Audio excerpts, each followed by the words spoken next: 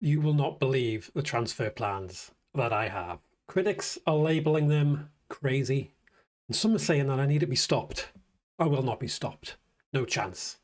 But before all that, we need to set the scene, because depending on what your rank is, what it is, and what you want it to be, that depends what your transfer plans are going to be. If I was happy with my rank, if this was 5 digits, I would be playing it safe, going template. But because, I mean, it's not bad, is it? I mean, I'm in the side, sort of the top 6%. It's all right. Not terrible, but it's not good enough. Not good enough for me. It's not what I aspire to be. It's not what I signed up for. Let's have a recap. Okay, 78 points. This would have been a fantastic week for me to play the clean sheet shield. If I had, I would have had 4 extra clean sheets. That's 20 points. 20 points I've missed out on. That's fantasy football for you, though, isn't it? Some people would have played it the previous week and they wouldn't have got the benefit. I could have played it this week, would have got the benefit. It's just the way the cookie crumbles. But I'm going to play it this week. I've got max cap and clean sheet shield. I'm going to play the clean sheet shield for the semi-finals. Probably because I think the match is going to be a little bit tighter, whereas the third place playoff is usually a high scoring game, so the max captain will be a better time to play it then. Clean sheet shield this week, max captain next week. That's what I'm going to do. Right, recap. I made 5 transfers. 4 of them got returns. I brought in Luca Dean, Upamecano, got a clean sheet. I brought in dangerous Dani Olmo. He got a assist. He got a scouting bonus as well. Jude Bellingham, glad I brought him in. Did very well. And I also brought in Rabiot. Rabiot didn't get a return. Not surprising. Very cheap midfielder. One of the few cheap midfielders that you can rely on to get good minutes. I also went differential. I didn't want to captain Mbappe like everybody else. His ownership is ridiculous, isn't it? 70%. I'm not going to make big gains by captaining the player that everyone's going to make. It looked like a total disaster in the first game when he got 13 points. I then went for Yamal, who disappointed again before going for Jude. So my decision to not captain Mbappe led me to have 1 extra point. It's better than nothing. I'm considering that an overwhelming success. Absolutely massive success. That is my team. In conclusion, disappointing game week, disappointing rank for my high standards. So I'm going to have some bold transfer plans. Let's look at the data, starting off with the fixtures. France, big favourites in the first game against Spain. The goals are sort of reduced. I'm not expecting high scoring games in these semi-finals. And then England play Argentina on Wednesday. So loyal FSD followers know all about front-loading your team, which I have called the FSD Edge. Trademark has been sorted. I'm the only one who talks about it anyway, because the other managers who make content, a lot of them amateurs, I've seen some horrendous teams. People just don't even know how to structure the teams. It's basic stuff, lads. Come on. As per usual, I'm going to be the only person talking about it. FSD Edge. I'm going to front load my team. I'm going to have 11 players from the France and Spain game, and only 4 from England, Argentina. Right now, my feeling is I think the favourites are going to go through again. I know I have a big brain, don't I? I'm coming out with the big calls yet again. France are the best team in the tournament. I expect them to get through against Spain, and I do think England are better than Argentina. I'm not saying that as an Englishman. I'm saying that more as a football fan. Argentina haven't played anyone good, really, but you could say the same about England. They have had harder circumstances. Playing in Mexico was tough, and then going to play in the heat in Miami. Norway are a good team as well, underrated team. I do think England are stronger. If you went man for man, England have the better team. Obviously, Argentina have the experience and have a bloke called Messi, who is pretty good. But I'm going for France, England final. Let's have a look at the data. I've got two lots of data to show you because I'm playing the clean sheet shield. Let's have a look at what the data shows for everybody. So that's everybody. But when you apply the clean sheet shield, you see how all the defenders get a massive bump, get bumped up the list, sorting by expected points. But not everybody will be playing the clean sheet shield like myself, so let's just go through all the data, whiz through the position by position, starting with goalkeepers. The best, another, I'm going to say something else I've said many times before. I've seen teams who haven't got keepers on opposite sides of the draw. Casual management mistake. The best two keepers, Pickford on one side of the draw and Mike on the other. There's not a lot of, not a great deal of difference in the expected points totals. There's not going to be a lot of difference between a lot of players because there's only four teams left. Every team is going to have at least the same. You could compare any two different teams and about 10 of them will have the same 10 players or more. So it's hard to make big gains at this stage of the season, but I will try. I will try to make some big gains. I don't want to play it boring. We've only got 2 game weeks left. I'm not going to be like everybody else. No chance. The top dog is Nicholas Tagliafico. Nick, why has he got the best? It's not by a great stretch, is it? I mean, look at the distribution of these scores. There's not a lot of difference between the defenders. Nick is coming out top because he's got the scouting bonus. One of the few players on a scouting bonus. Reece James has got it, but can you depend on him? No is the short answer. He might not start. If he does, I mean, 60 minutes is what I've penciled his expected minutes at. Nick, yeah, his expected minutes aren't great. I do think he's going to start, though. His underlying stats are quite good. Expected assists is good. Nico O'Reilly, I like him. I'm thinking about getting him in. He's probably the best goal threat out of all the remaining defenders. You can see that there in a small sample size. Non-pen XG is quite good. Slight doubt about him. I think he got taken off with a hamstring injury. Plus, he's going to be playing on the same side of the pitch as Messi. So that's not easy.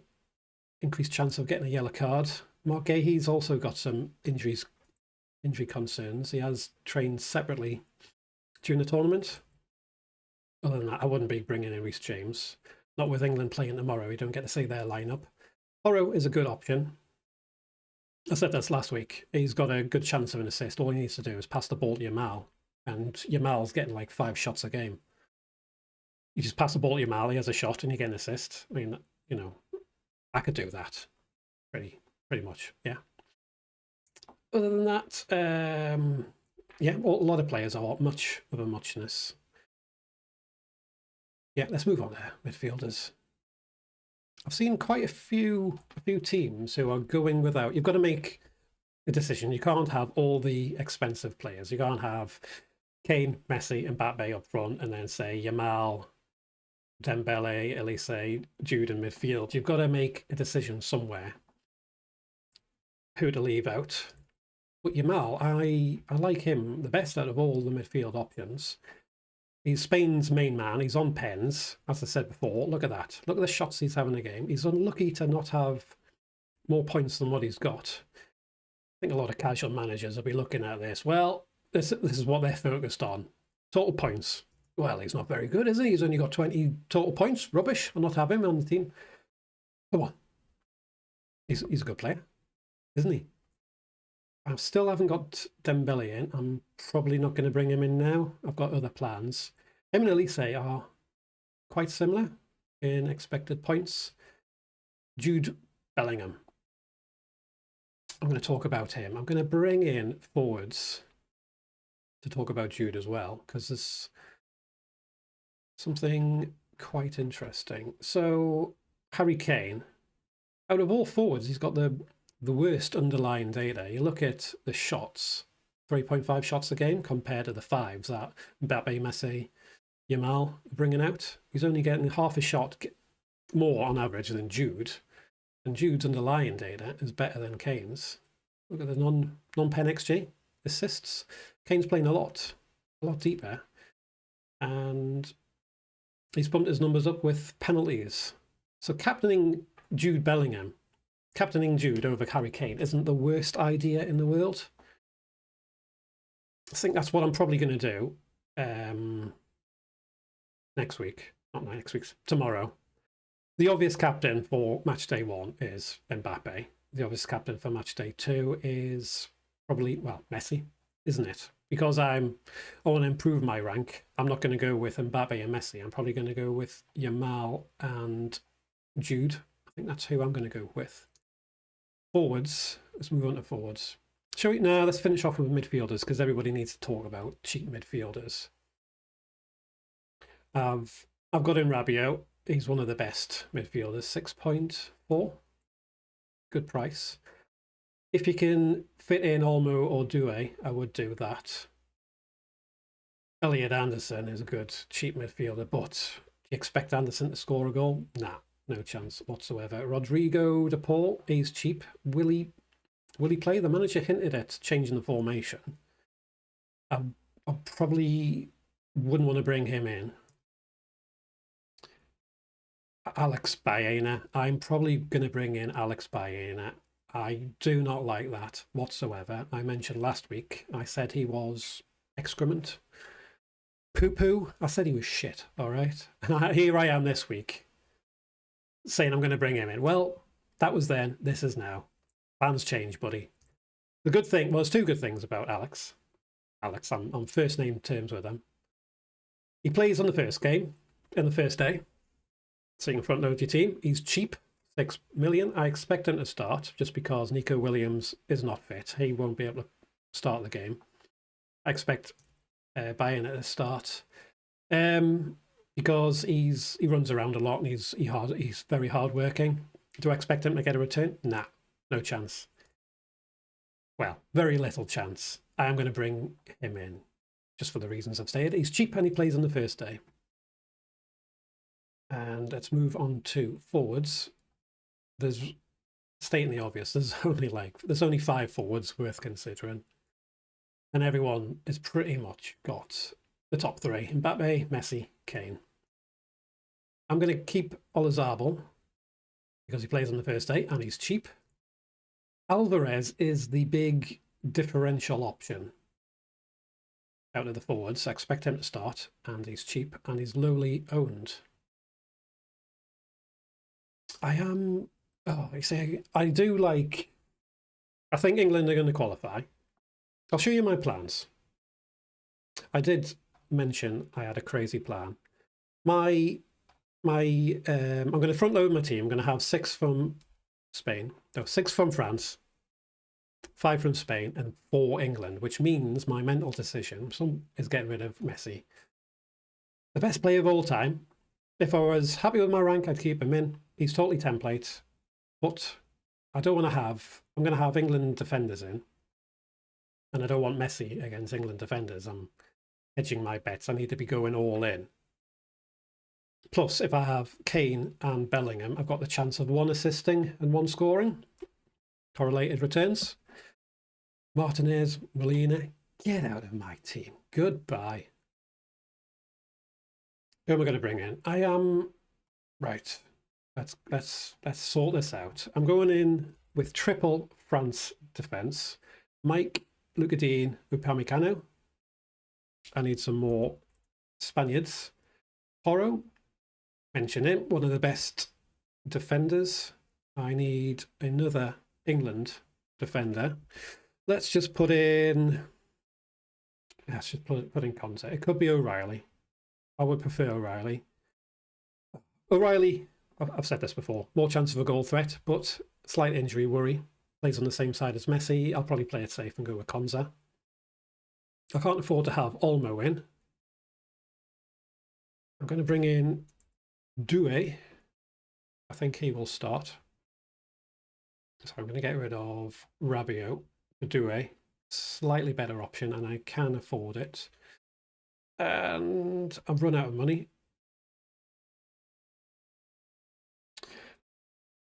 Sake. Now, keep Rabiot. And I'm bringing in. Yep, that's what I wanted to do. So I've got triple French defence. Got the clean sheet shield. Got double Spain defence. Double England defence. So I've got 6 from France. 5 from Spain, 4 from England. So front loading the team, I'll have the 4. This isn't so smooth, is it? The 4 England players on the bench who will come on for the lowest scorers. Going without Messi, going out with Argentina at all, altogether, is my bet. If I was going super differential, I've got an alternative team, and it is here. Thinking about it now, I do quite like this team. I don't like how it's got no England in. I do think England are going to qualify, but this is the super differential team, which I do like. I've got Tagliafico, lowly owned, might hold on to his scouting bonus. Alvarez, I mentioned before, is one of the best differentials. So I've got 5 Argentina players going against France somewhat by having 5 Spain players. Oh, sorry, 6 Spain players. Triple Spain. This is like the super differential team. I am sort of coming round to the option of having it here. I don't have Mbappe, the player who's most owned. Don't have Jude Kane. I've gone super differential here. I might go for this actually instead. Good midfield options. Differential here, having Doué instead of Dembele, getting Olmo in there. Dangerous Danny Olmo, I may add. As a viewer, I mean, this team you'd be thinking this team is more interesting. You'd be probably thinking, I want you to go with this team instead. I want to see how it pans out. If it works out well, I'll be singing from the rooftops, and if it doesn't go well, I'll just probably keep quiet for like a week, and then FPL will start, and this will all be forgotten. Oh, you know what? I'm just going to go for. I'm going to have this team. I'm going to go for no England. I'm going to go for Argentina. I'm going to do it. Yep. I'm doing it. I've convinced myself. Right. This is my plans. Going in on the Argentinians. Basically, I'm Scottish at this point, aren't I? Yep. Leave a like.